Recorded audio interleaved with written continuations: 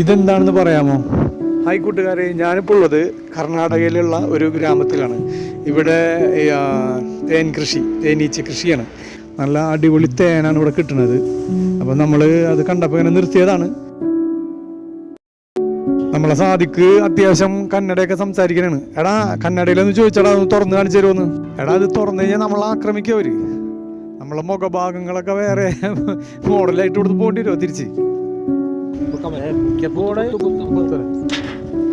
സംഭവം നമ്മളെ മനസ്സിൽ ചെറിയ ഭയമുണ്ട്, എന്നാലും നമ്മ നോക്കുകയാണ്. ആഹാ, അടിപൊളിയാണല്ലോ, നല്ല സൂപ്പറാണ്. ഇവര് നമുക്ക് തേൻ ടേസ്റ്റ് ചെയ്യാൻ തന്നിട്ടാ. നല്ല ടേസ്റ്റായിരുന്നു, നല്ല ഒറിജിനൽ തേൻ. നമുക്ക് അത് ടേസ്റ്റ് ചെയ്യുമ്പോൾ തന്നെ അറിയാൻ പറ്റും. ഓക്കെ,